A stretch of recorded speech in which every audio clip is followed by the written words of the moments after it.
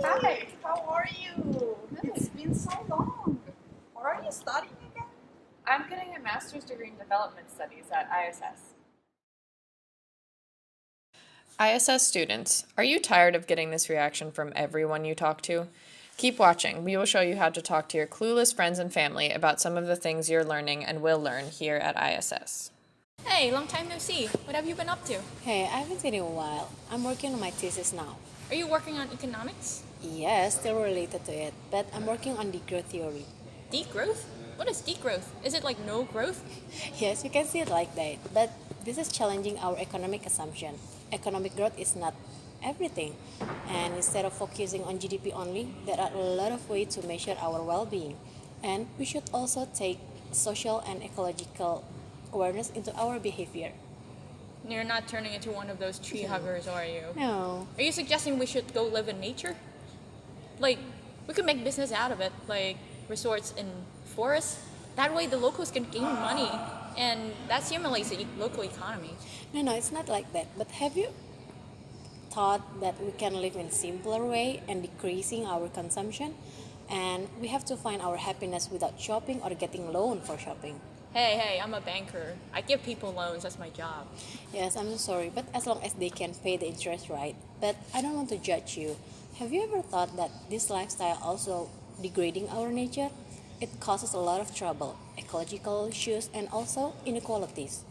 Wait, but you're saying if there's no consumption, no productivity, that means there's less job for people, and these guys are going to be on the street protesting. That's going to be chaos. Is that what your teacher taught you? I don't think it's a good idea. No, that's okay.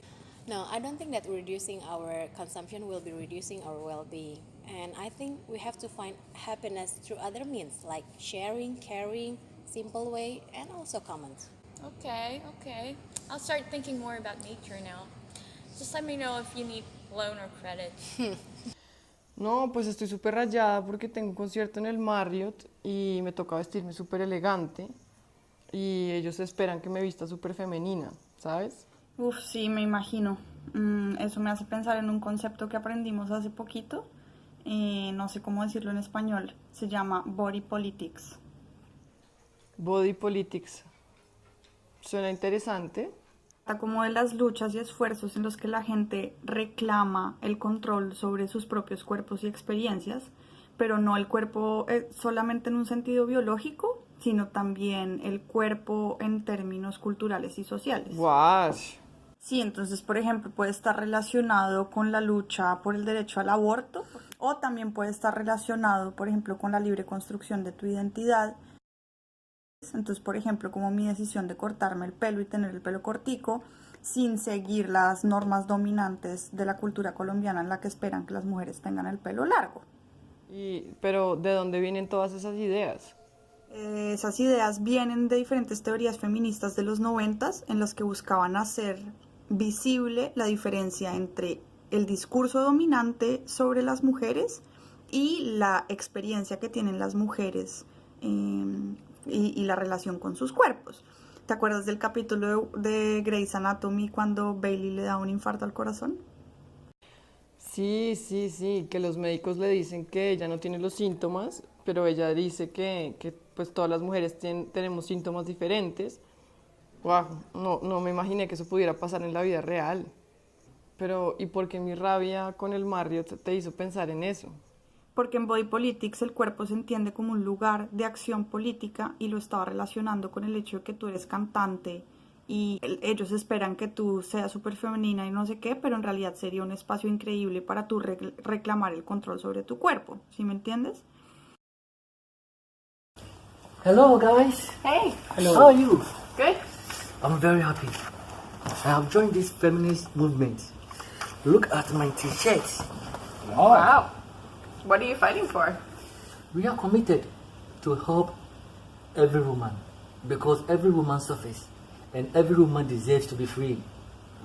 I don't know if it's that simple. Have you heard about intersectionality? Intersectionality? No.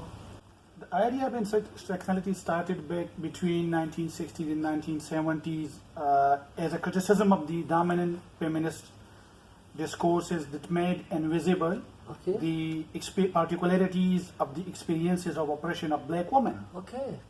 Basically, it says that different forms of social stratification, like gender, class, race, ability, age, ethnicity, nationality, don't exist separately, but all intersect and mutually reinforce each other. So for me, for example, I'm from the global north, from an affluent background, I'm white, but I'm also a queer woman of mixed ethnicity and the child of an immigrant.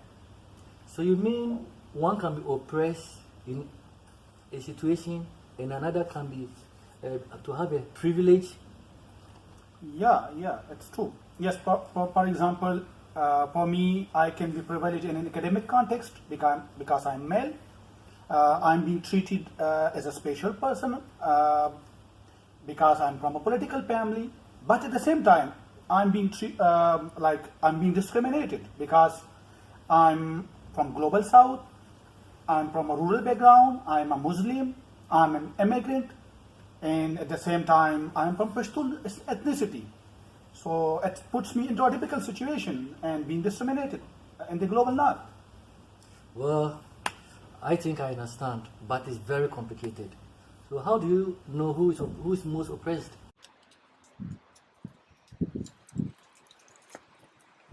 Look at that poster.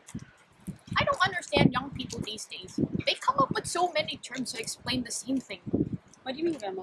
Like, for example, reproductive rights, reproductive justice, pro-choice. At the end of the day, it's all about whether or not one chooses to have children or not. Well, reproductive justice actually takes it to a whole new other level. What do you mean?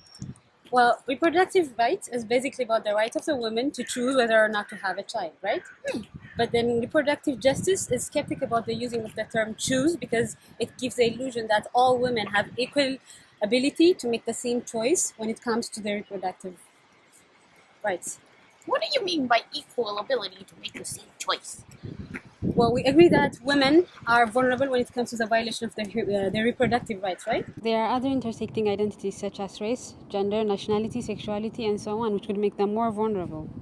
Let me see if I get this right. You're saying, for example, the ability to make the same choice between middle-class white women and colored immigrant women with 3 children are not the same. Exactly. And it's not just about the right to have or not to have a child. It's also about the right to parent a child in a safe and a healthy environment.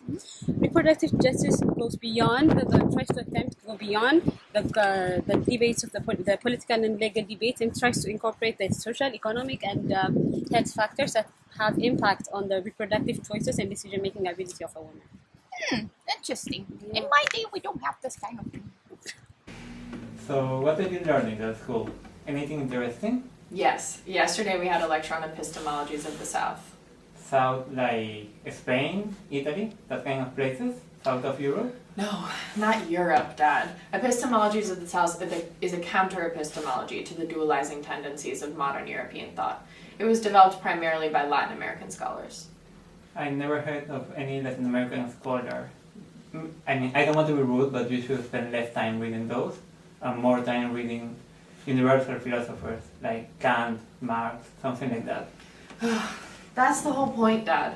European thought pretends to be universal, but it's actually constructed on a binary that makes knowledges from other places in the world invisible or absent.